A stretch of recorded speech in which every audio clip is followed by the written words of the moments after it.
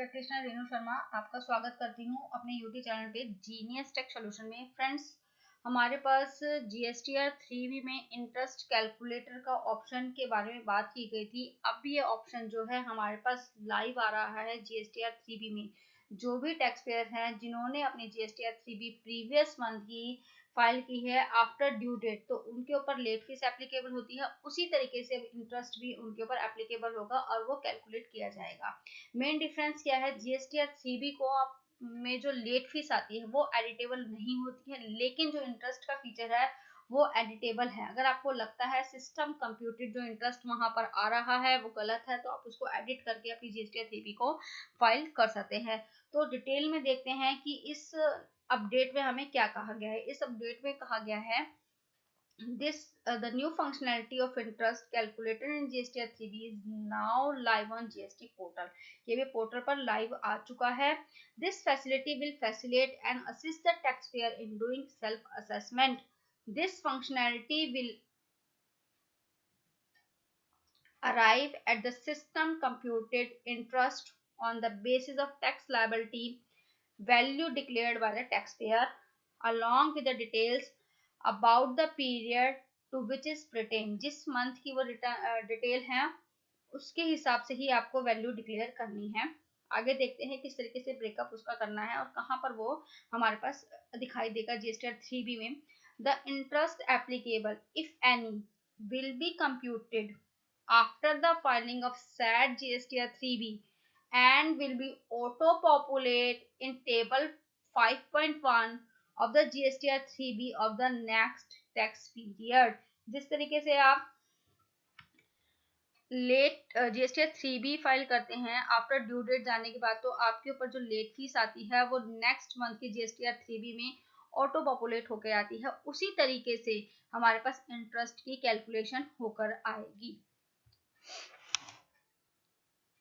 अब यहाँ पर हमारे को एडवाइजरी भी दी हुई है और किस तरीके से कंप्यूटेशन की जाएगी इंटरेस्ट की, उसके लिए भी हमारे पास यहाँ पर इन्होंने एग्जाम्पल के साथ हमें समझाया है। तो हमारे क्वेश्चन में ये देखिए, हमारे क्वेश्चन में एक टैक्स पेयर है जो अपनी अक्टूबर मंथ की जीएसटीआर 3B फाइल कर रहे हैं और उन्होंने जीएसटीआर 3B में प्रीवियस मंथ की जो है टैक्स लायबिलिटीज को भी डिक्लेयर किया है। आइए बढ़ते हैं इसकी तरफ। यहाँ पर क्या कहा गया है, आई होप आपको स्क्रीन विजिबल होगी। A monthly tax payer is filing GSTR 3B for the tax period of October 2021 in the SAT GSTR 3B and a tax payer has declared the following values in 3.1। 3.1 क्या होती है हमारी GSTR 3B में? Outward supplies की जो है हमें उसमें डिटेल देनी होती है, वो चाहे अदर देन जीरो रेटेड हो, जीरो रेटेड हो, आरसीएम हो, नील रेटेड हो या नॉन जीएसटी सप्लाई हो। उन सभी सप्लाई को हमें जीएसटीआर 3B के टेबल नंबर 3 में हमें दिखाना होता है। हमारे केस में इन्होंने जो दिखाया है outward supply other than nil rated, वो दिखाई है 10 लाख रुपीस की जो इन्होंने टैक्सेबल वैल्यू दिखाई है, और 90,000 आईजीएसटी का टैक्स है, 45,000 सीजीएसटी है एंड 45,000 एसजीएसटी का इसमें टैक्स एप्लीकेबल है। और इस पे सेस भी लगा हुआ है, सेस है 2,80,000 का। अब इसमें जीरो रेटेड सप्लाई है, 5 lakh rupees zero rated supply है और 45,000 जो है हमारे पास इस पे आईजीएसटी लगाया हुआ है और सेस जो लगाया हुआ है वो है 1,40,000 का इस पे सेस है। नील रेटेड सप्लाई हमारी 10,000 है, नील रेटेड है तो कोई टैक्स होगा नहीं इस पे। और जो आरसीएम है, आरसीएम दिखाया है 2 लाख रुपीस की आरसीएम है, जिसमें आई में उन्होंने 12,000 रुपीज दिखाया है, सी में 6,000 और एस में भी 6,000 की लायबिलिटीज दिखाई है। और जो नॉन जीएसटी सप्लाई है वो भी 1 लाख रुपीज है। जब नॉन जीएसटी सप्लाई है तो उस पर कोई भी टैक्स हमारा नहीं होगा। तो टोटल टैक्स लायबिलिटीज हमारी क्या होगी? टोटल टैक्स लायबिलिटी जो हमारे टैक्स पेयर ने दिखाई है वो दिखाई है 1,47,000 आईजीएसटी में, सीजीएसटी में 51,000 और एसजीएसटी में भी 51,000। अब इन्होंने जो अक्टूबर मंथ की रिटर्न फाइल करी है उसमें जो है उन्होंने प्रीवियस पीरियड की भी आउटवर्ड सप्लाई को इसमें दिखाया है।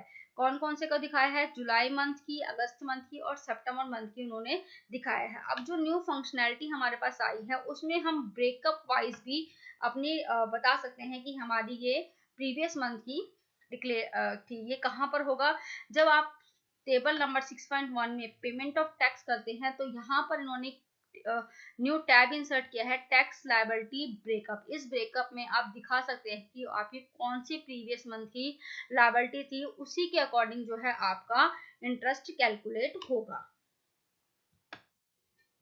इंटरेस्ट किस तरीके से कैलकुलेट होगा, इंटरेस्ट जो है हमारा एज पर सेक्शन 50 ऑफ CGST एक्ट जो इंटरेस्ट की बात करता है ऑन द डिलेड पेमेंट, उसके अकॉर्डिंग होगा। इसमें इंटरेस्ट का क्या फॉर्मूला क्या रहेगा, फॉर्मूला रहेगा इंटरेस्ट लायबिलिटी को कैलकुलेट करने का, तो टैक्स लायबिलिटीज हमें लिखना है, टैक्स लायबिलिटीज को हमें मल्टीप्लाई करना है number of days since the due date till the actual date of filing of GST और CB। जितने डेज आपके लेट हो गए हैं एक्चुअल डेट से, वो आपको कैलकुलेट करना है, डिवाइड करना है number of days in a year, यानी कि 365 से आपको डिवाइड करना है, मल्टीप्लाई करना है रेट ऑफ इंटरेस्ट से। रेट ऑफ इंटरेस्ट के हमारा 18% हमारा रेट ऑफ इंटरेस्ट है। तो इस तरीके से आप जो है इंटरेस्ट कैलकुलेट कर सकते हैं। यहाँ पर जो इंटरेस्ट की कैलकुलेशन आएगी वो ऑटो पॉपुलेट आएगी। फ्रेंड्स, अगर आपको लगता है कि जो ये ऑटो पॉपुलेट कैलकुलेशन आ रही है तो आप इसको एडिट कर सकते हैं, इट्स एडिटेबल, लेकिन ये जो आपकी जाएगी रेड अलर्ट के साथ जाएगी। अगर आपको लगता है कि आपकी इंटरेस्ट की कैलकुलेशन आपने सही की है तो आप इसको एडिट करके फाइल कर सकते हैं। अगर रेड अलर्ट में जा रही है तो कोई दिक्कत उसमें नहीं है, और आप इसको प्रोसीड कीजिए और EBC के थ्रू आप इसको फाइल कर सकते हैं। आई होप फ्रेंड जो ये न्यू फंक्शनैलिटी आई है हमारे GST पोर्टल पर, इंटरेस्ट कैलकुलेटर की लाइव अब अपडेट आ चुकी है।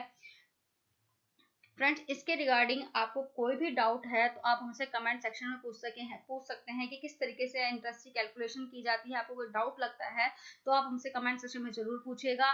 फ्रेंड्स, अगर आपको हमारी वीडियोस अच्छी लगती हैं तो प्लीज़ लाइक कीजिए, शेयर कीजिए और मेरे चैनल को सब्सक्राइब कीजिए। Thank you for watching.